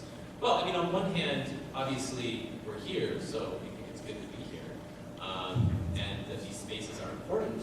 But at the same time, I think that on the whole, and this goes back to my self-criticism, I emphasize on the left. I think the left that is trying to become a revolutionary movement needs to break from these academic spaces more than they have been. Because I think we've been hiding in academia. And the reason I say this is like, you go out and you organize in the streets in like proletarian neighborhoods, and you start talking about communism, which no one has done. And people want to talk about it. And they're like, but their first question is, you guys still exist? And the thing is like, yeah, we do. And you know what? We're all in university. And no one knows that we're in there because we hide, because we think they hate us and they're scared of us. But we just hide here at the university and have these conferences all the time, which are important. They do serve their point. But I do think that there's a larger project that needs to be done as Marxists or as revolutionaries, as anti-capitalists. That, yeah, we need to kind of break just from this kind of, just the kind of bounded ideological academic kind of space. I'm going to take some more questions. Okay. 1, 2, 3.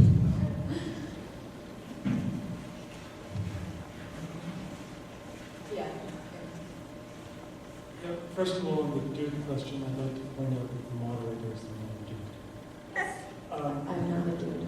And also, I would be fascinated by the Wittgenstein comment. I wonder whether that also applies to Fritz Malcolm. Also, at some point, I would like to hear more about the Wittgenstein comment on the illusions, whether that also applies to Fritz Malcolm or Karl Kraus. But my main historical question applies to the last 2 decades.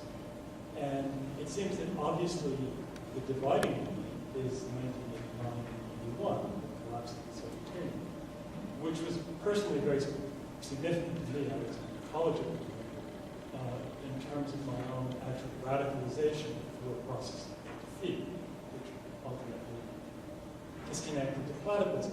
I guess I'm wondering how you see the left post-1989, because there's a way in which most of the narrative here seems to minimize the significance of that event, whereas most of the sort of real-world historical experience of the post-1989 left is one of very profound defeat.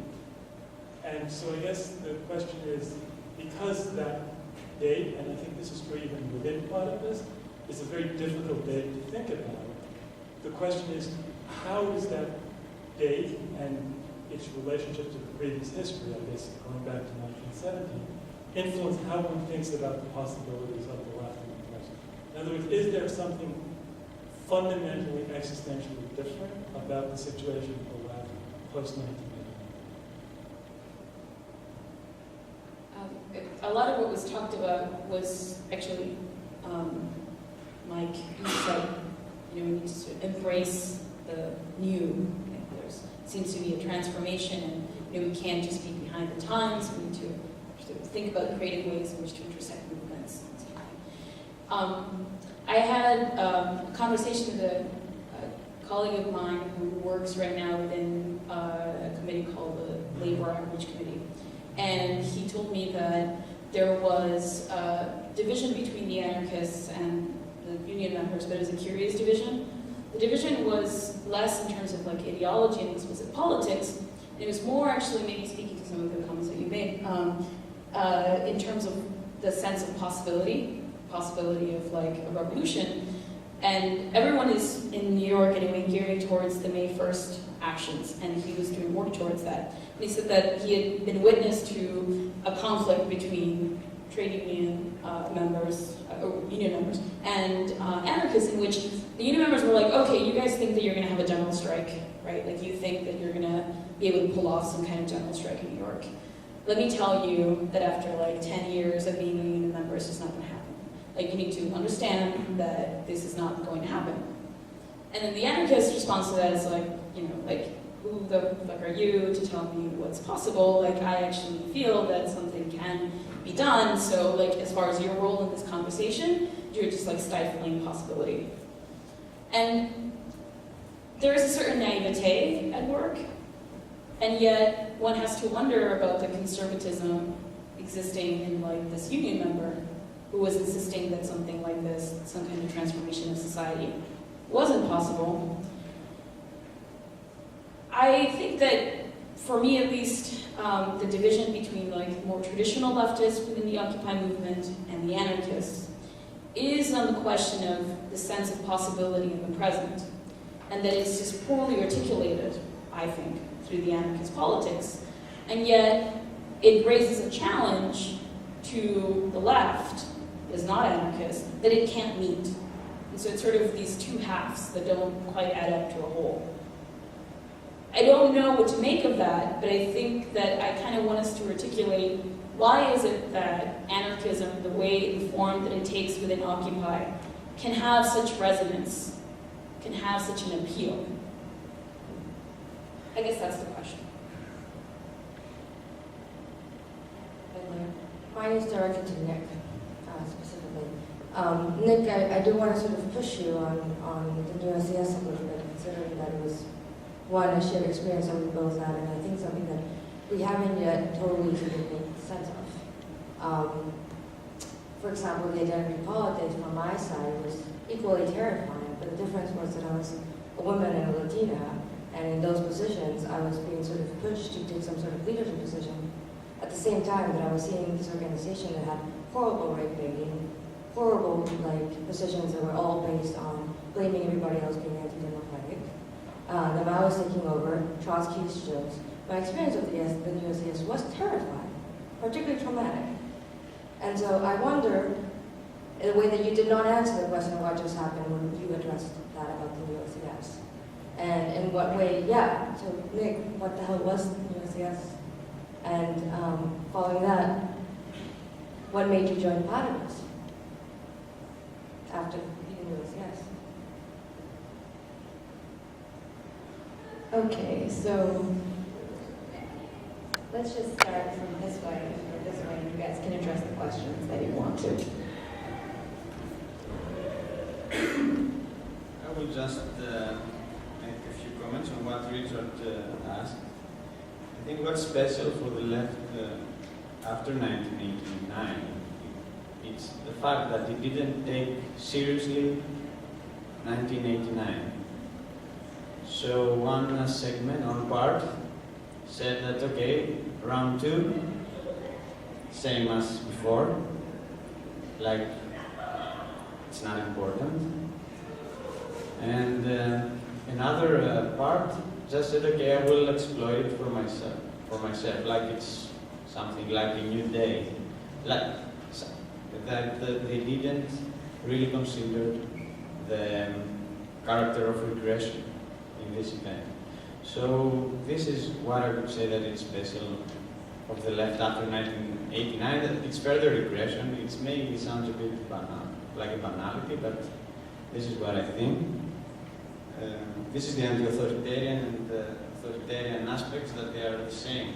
Because also left, the Euro-communists, for example, were anti-authoritarian. They said now we will follow the movements. We will use the state, like some theory saying that the class antagonisms will give the state the character we want, because whatever matters is, struggles from below. So, yeah, just that. So I guess let me start off with your question, Lori. What was the new SDS?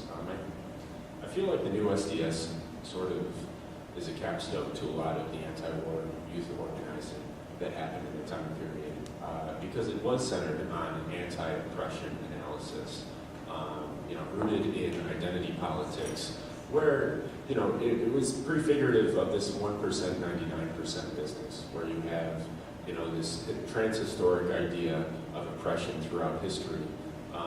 We need to unpack this oppressive system, and resist against it. So the imperative was to always resist oppression. There wasn't too much discussion about what you were doing with it. I mean, coming here today, I'm kind of the token burnt-out leftist, if you have to, put a point on it. And Platypus sort of offered me an opportunity to critically reflect on what I was doing. I mean, it took me out of the feedback loop of the new left, or the next left, as some people might have coined it. Because really there was no exit. The stakes are always high, so of course you can always sort of be put in the position of, if you're not resisting, you're using your privilege to oppress others, right? You're falling back on your own privilege by not doing anything, so you might as well do something. Well, here's what we're doing, so let's go do it, right? I mean, unfortunately, there's not a whole lot of space to grapple with very difficult questions about agency within capitalism. In the new SDS, we're always either marching, occupying, workshopping. That sort of led to the dynamics where you have people who have a greater claim to the resistance, sort of directing the organization. If you have an identity of a resistor, then the stronger that identity is, the more points you can tally in the resistance column of your identity, then you're going to lead the organization. Your ideas are probably more relevant to the activity of resistance. I feel like this has sort of manifested itself in a very unhealthy way in Occupy, with just sort of the affirmation of experience. It's just a pure exercise sometimes of just, okay, so here's how you feel, that's all right. We accept it as it is. Now that's what we're going to do. So sort of breaking that idea and reintroducing the critique, grounding that, a comment that Theo said earlier that I guess I should have premised all of my comments with. Capitalism is a form of freedom. I mean, social relations. I wouldn't really say capitalism is, something to be reified and, resisted against necessarily. I mean, it's existence, it's social existence, it's how we live. We need to improve upon it. It has certain rights, and I feel like this identity-based politics is an attempt by people who are very legitimately oppressed by the system to sort of obtain, equality of identity, right? So it expresses itself in problematic ways. When you're trying to characterize that as overcoming the dynamic of capitalism, capitalism sort of reproduces itself through these modes of resistance. I know it just got real academic real quick. So I guess on that point, I'll leave it to my other dudes. Can I have 2 seconds? Because also Pam asked why anarchism is so appealing. And I think that because Marxism, during the 2000 today, failed with the anti-imperialist strategy and its involvement with movements. So again, anarchism as a failure of Marxism deals seriously with its failures. This would be my perspective. Sorry, that's what I was mentioning. I agree. Marxism has failed, and now you have to deal with us. Because we're going to keep ruining your marches, your conferences, discussions, internet boards. We are angry and have no point or purpose, and lots of free time to do weird stuff. I don't know. I guess I'm not a fair person to represent any hope of general strike on May 1st, but it's like the most asinine and insane idea I've heard. I mean, who believes that there's going to be a general strike? A general strike means everyone's stopping working and workers ceasing production. At least everyone's stopping working. I mean, come on. What's the weird thing about the 90s anarchism that he's hung on to these days is that sense of possibility still exists in this really idealistic sort of way. That we can make the revolution. Black bloc property destruction is the shattering of the illusions of private property and stuff like that. I think some sections of anarchism are slowly starting to come out of that and trying to make a more actual materialist examination of what is going on. So if the May 1st general strike rhetoric is exciting, which that sounds cool, I guess. But whatever. General strike is cool. I want to do that, sure. And maybe it'll trick other people into doing stuff, and we'll all be able to get together with our illusions and live in them in small ways. But I don't think that should mean, pushing out the people that are against that possibility or having a more realistic sense of the world that everyone's not going to stop working, and the plans that should be made around that should be realistic plans. General strike May 1st means put up lots of posters, get meetings together with your friends. There'll probably be 2 large marches or something. Oakland might have been an example of what general strike means now. Therefore, prepare if you want to do that and do it. Okay. So on the one hand, folks who I just feel like the argument. This is my use of Wittgenstein. The argument that's being presented is pointless. What matters is the activity behind it and the real networks of life, the forms of life that are engaged in the struggle.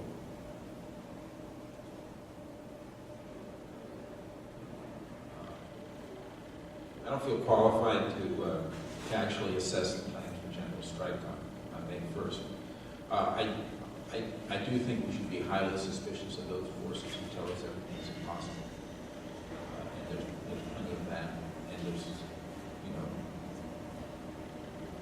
we're in a moment where, the last of the labor movement is about to be mopped up. Especially the unionization of teachers and government workers, which is one of the few sectors where it's expanded.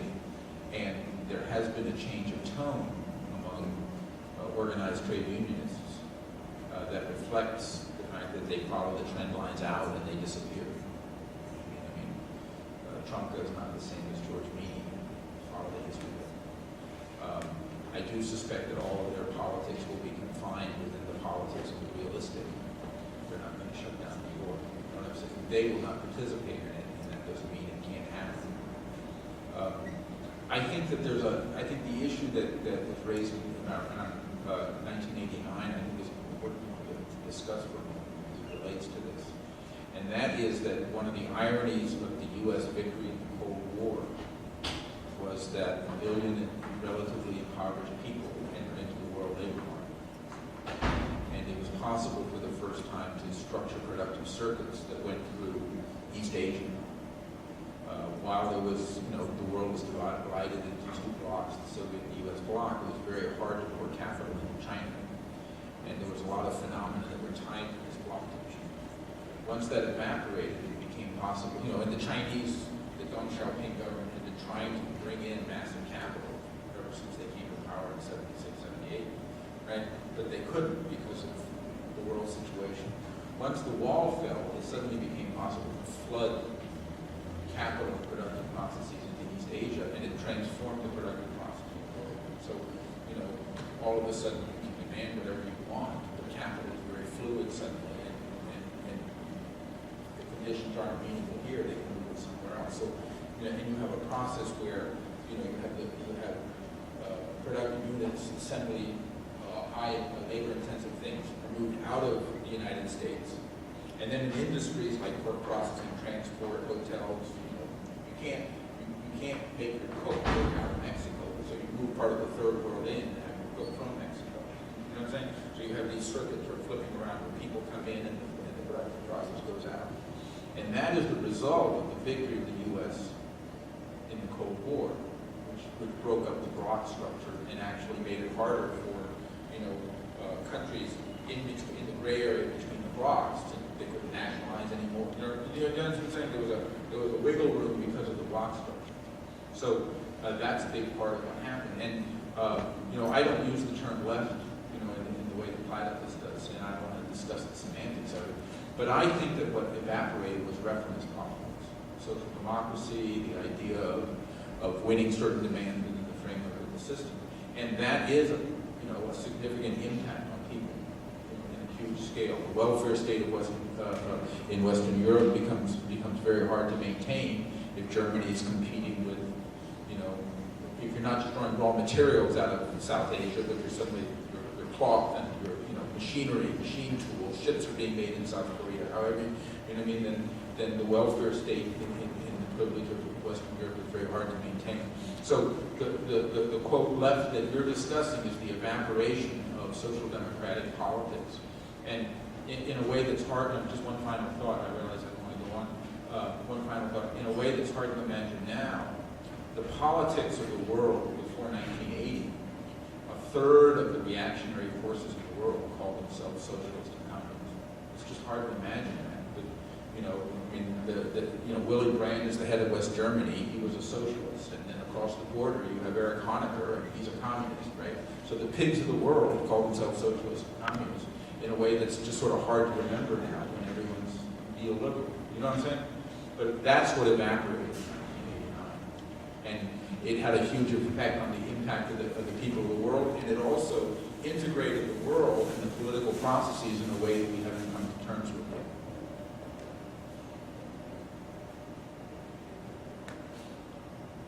Yeah, the question about 1989/1991 that you asked, originally this was those two panels, and then some of us were the 2000s, and some of us left in the 90s. I was left in the 2000s, so I obviously didn't talk about that. But it is important because it also kind of speaks to the question about anarchism having a resonance. Because for me, being born in a different kind of generation, and I was alive when the wall came down, but I was like young, I was in elementary school, and what is this evil communism falling, right? Because of anti-communist propaganda and not knowing anything about it. But when I was in my undergrad and I became politicized, I gravitated towards anarchism because I saw communism as a dead project for multiple reasons. And I even remember going to the last year of my undergrad in an affinity group to an FTAA summit, right? My affinity group and everything. And I think it was the experience later of kind of politics throughout my MA, later in getting involved in things that moved me outside of anarchism. But I'd like to say that even when I started moving towards like kind of a communist politics theoretically, I still saw for a long time that anarchism still had a resonance for me, mainly not because of theoretical unity or theoretical correction, because they were doing shit. And this speaks to the thing about you said, the conservatism of the union member versus the supposed naivete of the anarchist.